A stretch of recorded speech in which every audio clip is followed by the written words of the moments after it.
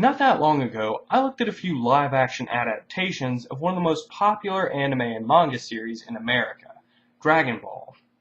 Well, after seeing those movies, they got my curiosity piqued a bit. Mostly I wanted to know, how far back have they been making anime and manga adaptations, and just how many have they made?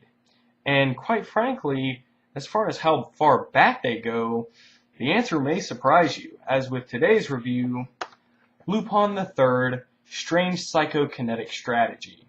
Lupin III is probably one of the most recognizable names in all of otaku.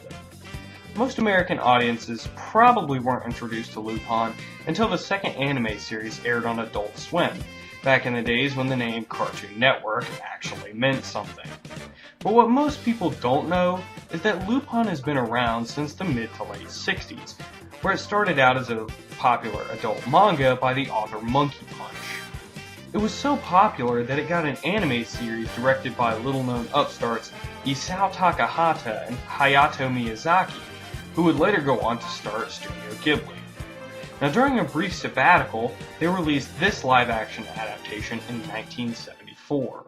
The basic plot to the film is that Lupin III is the only surviving heir of the Lupin Empire, which was wiped out by the Mascheron organization. So now it's up to Daisuke Jigen, one of the only surviving members of the Lupin Syndicate, to restore the Empire to its former glory by tracking down Lupin III. However, Lupin is a vagrant thief who cares little about his family name, and Jigen's efforts are only further complicated after Lupin falls for the femme fatale Fujiko after meeting her in a prison van. Now, for all of you who have seen Female Prisoner 701 Scorpion, you know where these kind of scenes head, and I can confirm that this scene is nothing like that. While all of this is going on, the ever-bumble-headed Inspector Zenigata is on their trail. Throw the Mascheron organization back into the mix after they find out that an heir to the Lupin Empire is still alive, and you have a recipe for campy 70s gold. This movie has no shortage of odd and interesting moments. From a send-up to the original manga with an edited sex scene, to a scene where a group of nuns strip down into leather and do a song and dance. I guess to defeat Lupin through girl power? Yeah! Nanda? Let's go!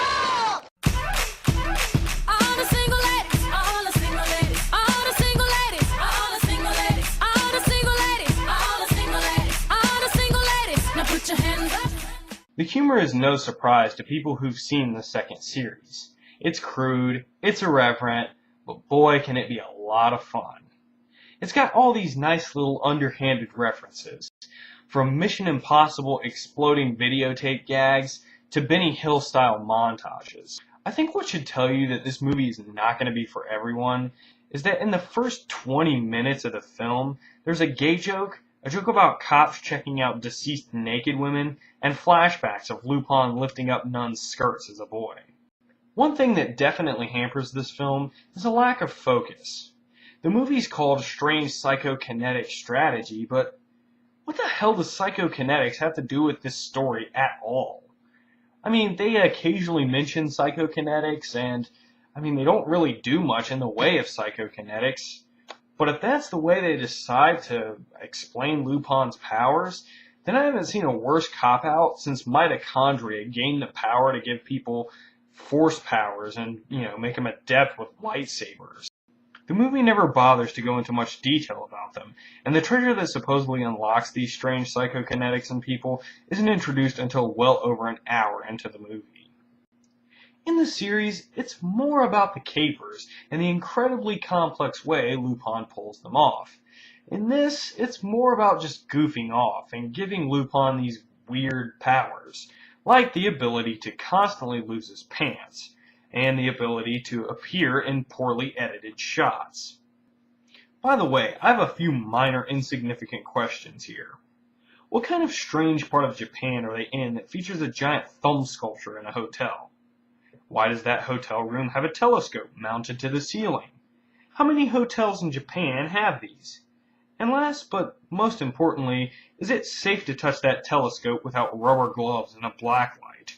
As far as characters go, Lupin and gang are all pretty much what you would expect of them, except oddly, no Goemon. I don't particularly understand the rationale for leaving out one of the main characters of the original series. My best guess is that the market for samurai movies was so oversaturated at the time that having a samurai in your film seemed kind of stale. But other than that, Lupin acts as crazy as he always does, Jigen gets roped into his crazy schemes despite his better judgment, and Fujiko manipulates Lupin into getting what she wants. Except now Fujiko magically throws cards out of her clothes. Cards that do some rather odd things.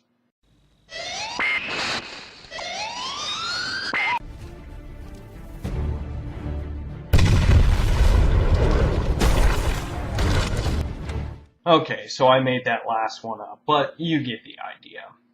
Being someone who's never read the manga, I can't tell you how much they've really changed the story, other than the fact that there's no Goemon. But it seems like a unique and interesting way to introduce the characters.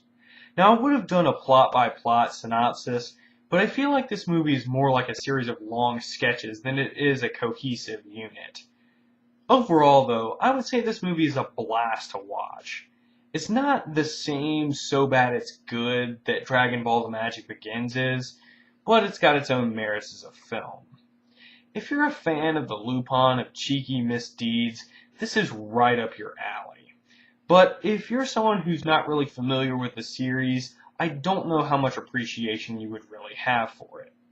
Normally, I'm not into this kind of humor of sort of base jokes and, innuendo and things like that. So I can definitely understand if you don't like that kind of stuff. And I would recommend to stay away if you don't. Other than that, if you're a fan or you like that kind of humor, I say hold on to your family jewels and give this film a watch. Neighborhood Friendly Ranter, signing out.